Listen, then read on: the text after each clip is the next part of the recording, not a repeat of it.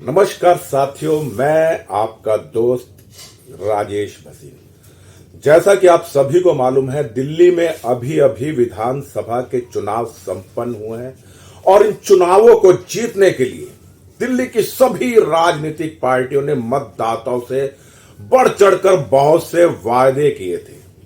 उन वायदों में भाजपा भी कहीं पीछे नजर नहीं आई। कहते हैं कई बार सांप को जब बीन से काबू नहीं किया जाता तो उसके लिए डंडा भी उठाना पड़ता है, यानी पिटाई में कैद करने के लिए।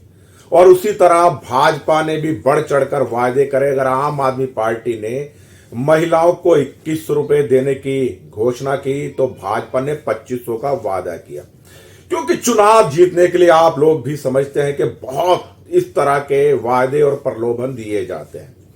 आपदा सत्ता से बाहर हो गई। पूर्ण बहुमत से भाजपा ने सत्ता में अपनी दखल दी, यानी काबिज हो गई। अभी तक दिल्ली के मुख्यमंत्री का नाम पर कोई फैसला नहीं हुआ, क्योंकि हमारे आदरणीय प्रधानमंत्री इस वक्त विदेशों की यात्रा पर है। वैसे मैं प्रधानमंत्री का बहुत आदर करता हूं और मेरी दृष्टि में उन जैसा महान नेता शायद भारत में कोई दूसरा नहीं हुआ। मैं पूर्व के नेताओं से उनकी तुलना नहीं कर रहा हूं, लेकिन जो उनकी कार्य प्रणाली है, 18 घंटे काम करने की क्षमता है, मैं उनको कोटि कोटि नमन करता हूं। लेकिन एक योजना जो मेरे को बहुत ज्यादा खटक रही है और उस योजना का मैं बहुत ज्यादा पुरजोर विरोध करता हूं, क्योंकि इस योजना से देश में जनसंख्या नियंत्रण की बात करने वाले भाजपा नहीं कहूंगा, हमारे देश के और हमारे प्रधानमंत्री जो बात करते हैं जनसंख्या नियंत्रण कानून लाने की, और वो कहते हैं कि देश में डेमोग्राफी बहुत तेजी से चेंज हो रही है, यानी जनसांख्यिक असंतुलन बहुत तेजी से बढ़ रहा है। लेकिन इस डेमोग्राफी को चेंज करने के पीछे किसका हाथ है, यानी संप्रदाय विशेष के शांति दूतों का। और प्रधानमंत्री जी ने स्वयं एक घोषणा करी दिल्ली के चुनावों में कि दिल्ली की प्रत्येक गर्भवती महिला को, यानी हामला औरत को, वो 21,000 रुपए देंगे और 6 पोषण किट देंगे। पोषण किट अनिवार्य है, क्योंकि गर्भवती महिलाओं को पोषण की आम महिलाओं के मुकाबले बहुत ज्यादा आवश्यकता होती है। लेकिन ये जो 21,000 रुपए की योजना है, तो प्रधानमंत्री जी मैं आपसे हाथ जोड़कर निवेदन करूंगा कि आप अपनी इस योजना पे एक बार पुनर्विचार अवश्य कीजिएगा। जनसंख्या बढ़ाने में इस देश में किसका सबसे ज्यादा हाथ है? बहुसंख्यक परिवार या सनातनी कह लीजिए, ज्यादा से ज्यादा एक बच्चा करता है। अगर पुत्र हो गया तो एक बच्चे के बाद वो स्वयं ही अगला बच्चे की सोचते नहीं है। अगर पहली बेटी हो गई तो पुत्र मोह में, वंश चलाने के लालच में वो आगे और बच्चे पैदा कर लेते हैं। लेकिन दूसरी तरफ जो ये संप्रदाय विशेष के शांति दूत हैं, देश में अपनी सत्ता कायम करने के लिए, गजवाए हिंद करने के लिए निरंतर आबादी बढ़ा रहे हैं।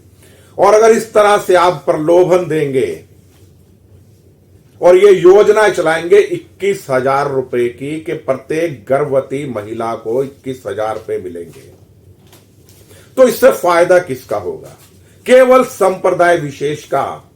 वैसे आप डेमोग्राफी चेंज होने का रोना रोते हैं और आप कहते हैं कि सीमांत प्रदेशों में, नेपाल से लगे हुए बॉर्डर से, बिहार से लगे हुए बॉर्डर से, त्रिपुरा आसाम के लगे बॉर्डरों पर लगातार जनसंख्या बढ़ रही है। यहां तक कि जो चिकन नेक है, जो रास्ता भारत से पूर्वोत्तर के राज्यों में जाता है बांग्लादेश की तरफ से होते हुए, वहां पर मुस्लिमों की आबादी बहुत ज्यादा बढ़ चुकी है।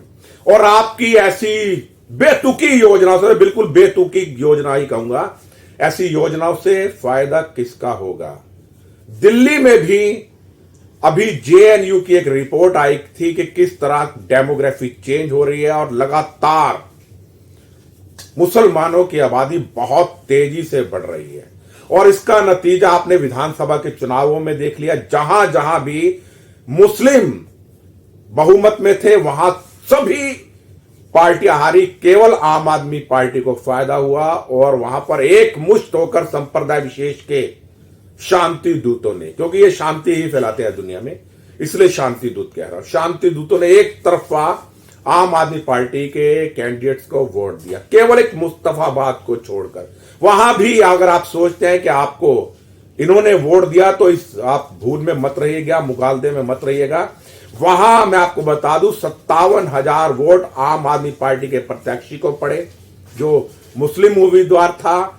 ताहिर हुसैन जो दंगों का सबसे बड़ा आरोपी था, उसको 33,000 से ज्यादा वोट पड़े और कांग्रेस के प्रत्याशी को 17,000 वोट पड़े, यानी कुल मिलाके 1,10,00,000 वोट इनको पड़े और केवल 85,000 वोट मोहन सिंह बिष्ट को पड़े, जो हिंदू ने एक मुश्त होकर दिए। अगर वहां वोट का बंटवारा ना होता तो एक भी मुस्लिम बहुल सीट भाजपा जीतने की स्थिति में नहीं थी। और जिस तरह से दिल्ली में आबादी बढ़ती जा रही है संप्रदाय विशेष वालों की, तो आज 27 वर्षों से आप देख लीजिए, सीमापुरी, सिलमपुर में 27 वर्षों से भाजपा कभी जीत नहीं पाई, क्योंकि वहां मुस्लिम बहुसंख्यक हैं। बाबरपुर में भी यही स्थिति हो रही है, यहां 40% मुस्लिम समुदाय के लोग हैं और एक तरफा गोपाल राय को वोट पड़ा है। यहां से आपके प्रत्याशी अनिल विशिष्ट जी हार गए। मैं हार जीत की बात नहीं करूंगा, मैं बात कर रहा था आपकी योजनाओं की। इस योजना को खुद भारतीय जनता पार्टी के राष्ट्रीय अध्यक्ष जेपी नड्डा जी ने बढ़ चढ़कर घोषणा की। तो मैं कहना चाहूंगा कि आपने जो मुफ्त बिजली की घोषणा की, मैं नहीं कहता आप उसको बंद कीजिए, क्योंकि इससे आपकी सत्ता खतरे में आ जाएगी। मुफ्त पानी की घोषणा या 2100 रुपए देने की घोषणा प्रत्येक महिला को, लेकिन जो 21,000 रुपए आप गर्भवती महिलाओं को दे रहे हैं, ये सरासर गलत योजना है, ये देश के अहित में है। अगर आप देश को गर्त में ले जाना चाहते हैं और देश में जनसंख्या विस्फोट करना चाहते हैं तो ऐसी योजनाएं लागू कर दीजिए, अन्यथा एक बार पुनर्विचार कीजिएगा अपने बुद्धि से, विवेक से। कई बार बहुत बड़े बड़े महान जो लोग होते हैं उनके भी निर्णय गलत होते हैं। तो मैं आपसे एक बार पुनर्दोहराव करूंगा कि इस निर्णय पर प्रधानमंत्री जी आप विचार कीजिएगा। मैं इस निर्णय का पुरजोर विरोध करता हूं। जो सच्चा राष्ट्रवादी होगा, सच्चा देशभक्त होगा, जो इस भारत माता के हित में सोचता होगा, वो कभी भी जनसंख्या बढ़ाने की बात नहीं करेगा। पहले ही हमारे संसाधनों पर इतना अधिक बोझ है, कितना बोझ बढ़ेगा आपकी ऐसी योजनाओं से, गर्भवती महिला योजना से। और आपने जो पोस्टर में ने हिंदू महिलाओं की फोटो दिखाई गई ना, बहुत गलत दिखाया गया है। इसमें आपको संप्रदाय विशेष की महिलाओं के पोस्टर लगाने चाहिए थे, क्योंकि वही लोग हम 5 और हमारे 45 का राग अलापते हैं।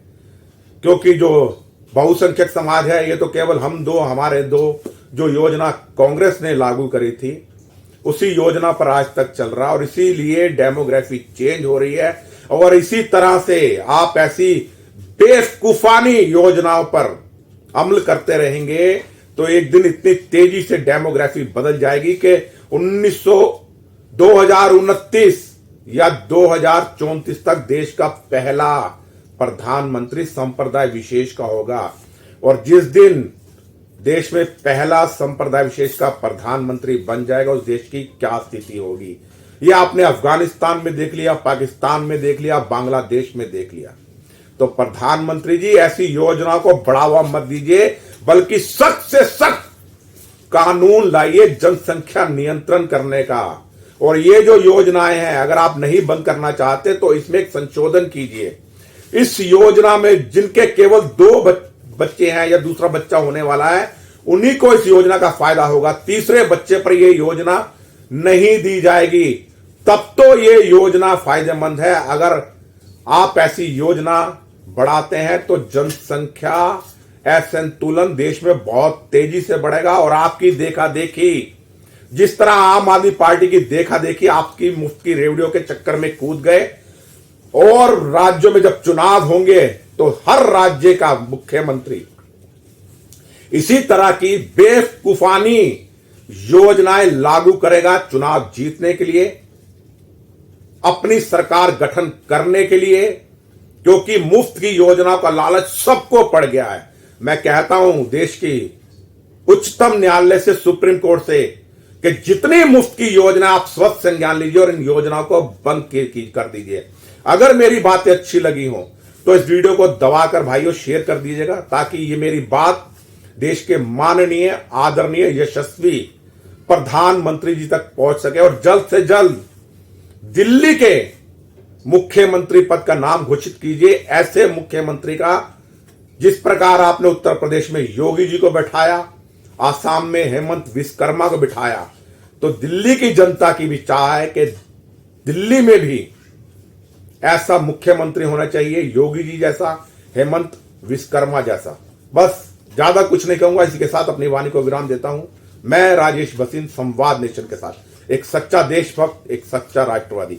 जय हिंद, जय भारत, वंदे मातरम।